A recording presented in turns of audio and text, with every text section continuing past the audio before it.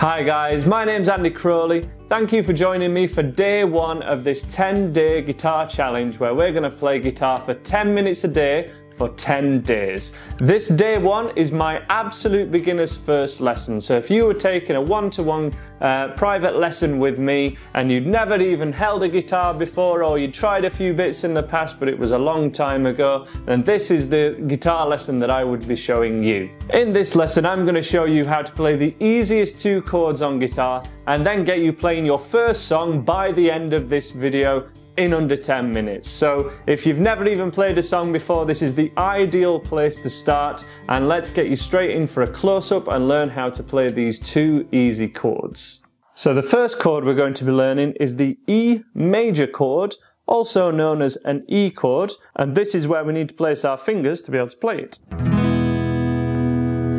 Now, if your guitar isn't in tune, it doesn't really matter where you put your fingers on the guitar, it's not going to sound right. There is a video of mine in the description below where you'll find a video showing you exactly how to tune your guitar with and without a guitar tuner. So check out that video first if you suspect that something isn't sounding right here, but I'm going to talk you through a couple of other bits of the guitar before we get fully started. So these metal strips going down the guitar here are your frets, and going across are the strings. We number the strings thinnest to thickest, so 1, 2, 3, 4, 5, 6, and each fret, it's the area between the metal strips that we'd call fret 1, fret 2, and fret 3. Anytime we place a finger on a fret, we really want it to be to this side of the fret, so the side nearest to you, up against the metal strip, but not on it. So if I wanted to place my finger on first finger, first fret, it would be placed here rather than in the middle, and we also want to be right on the tip of your finger like this. For this first chord, the E major chord, we need that first finger to be on the third string at that first fret. So that's just here, right on the tip of our finger, and we are pressing between our thumb and first finger. My thumb is directly behind where my first finger is on the guitar, just here. The middle finger needs to be at the second fret of the fifth string, so string 5, 1, 2, 3, 4, 5. And the third finger, otherwise known as the ring finger, goes here, directly underneath at the same fret on the string below. So just one recap, these fingers are placed finger number 1, or the index finger, middle finger, and the third finger here. The little finger, it's best to keep it as close to the third finger as possible rather than shooting off and doing its own thing. This is where we want to place it here. For this particular chord, we do want to strum all 6 strings and make sure that they're all heard. So let's do that now and strum our E major chord. Now that sounds like it should sound, and hopefully yours sounds the same. If not, your guitar may be out of tune, so check out that tuning video. However, we also want to make sure that all 6 strings are ringing out, by which we want to pick the thickest to the thinnest string, so string 6 to 1.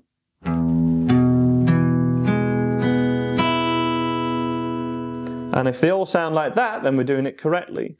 Possibly one of the strings sounds a little bit like this. We get a little bit of either buzzing or it's not ringing out at all like this. There are 2 common reasons that that can be the case. The first thing is you need to be at this side of the fret, as I said at the start of the video. If they're in the middle of the fret, that may not ring out. They all want to be at this side of the fret, not at the far side. And then each finger also needs to be right on the tip, not flat.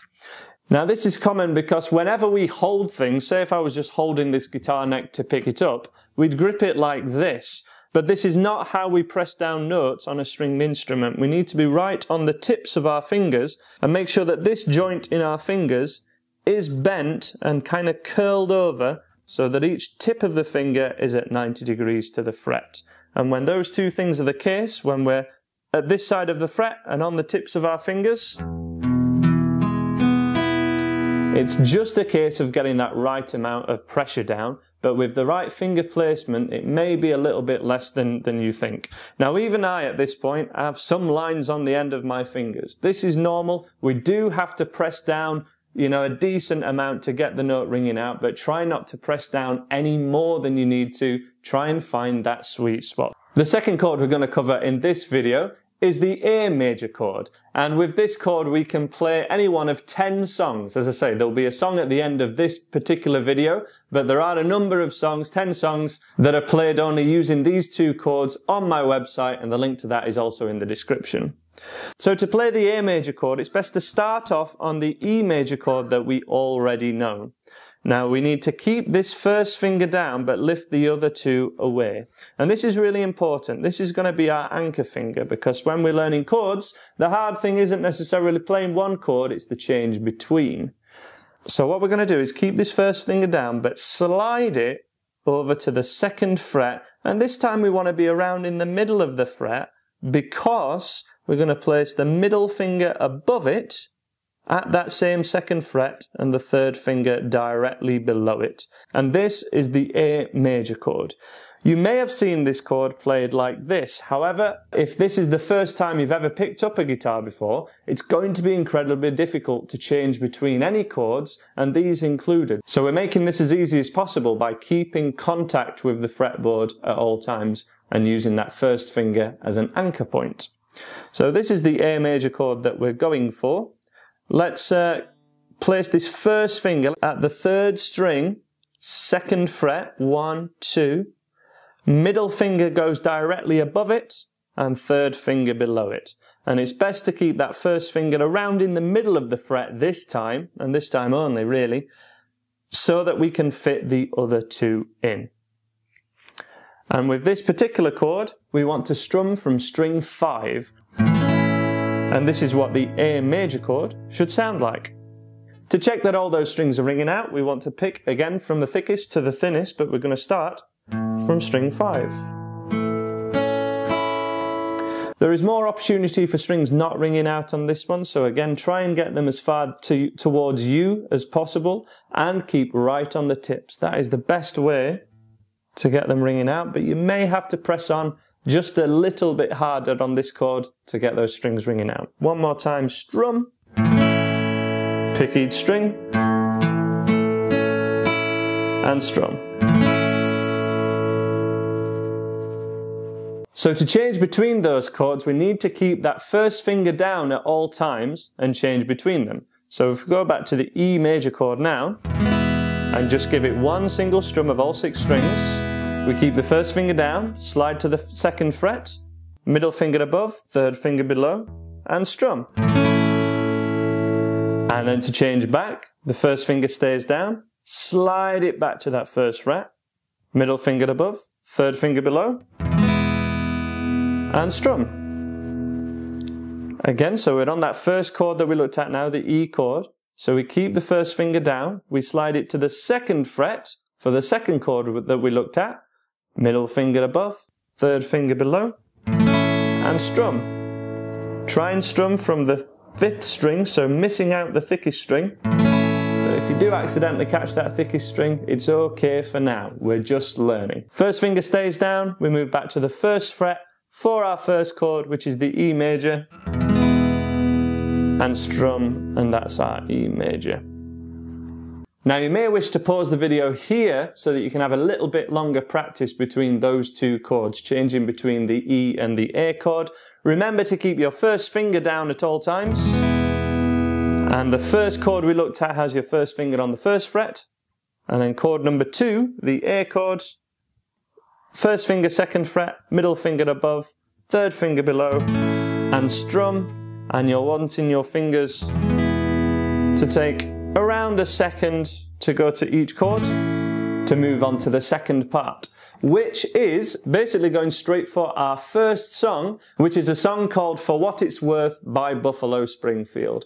This song has just these 2 chords, and we have to play each chord for a bar of each. To do this, we need to understand about bars and beats. The beat is whatever you would nod your head to when your favorite song comes on. So when you kind of grooving along to a song and tapping your foot and enjoying it, you're tapping your feet or nodding your head to the beat. This is an even pulse throughout the song, and it generally goes to a count of 4. So an even count of 1, 2, 3, 4, and that is repeated throughout an entire song evenly. It's that count of 4 that we call a bar. So the simplest strumming pattern we can do for any song is just strumming on the beat, and we're going to strum each chord in this particular song 4 times. So we strum the E chord 4 times, 1, 2, 3, 4, and keep that first finger down when we're going to change to the second chord, which is the A chord, and then strum this 4 times, 1, 2, 3, 4. And then we need to change back to the E chord and do this in a loop for around a minute. And if you've never heard that particular song that we're going for, the link is in the description to a YouTube video of the song so you can have a quick listen to it to hear what we're going for. And you should pretty distinctly hear this rhythm guitar part throughout the entire song.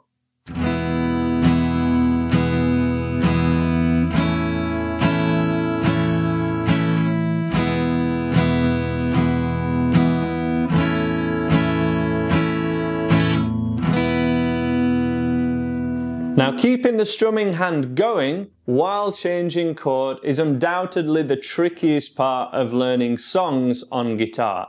However, this anchor finger, keeping the first finger down, makes it a much easier task and helps us going forward to learn the other chords that we're going to be learning in the coming days.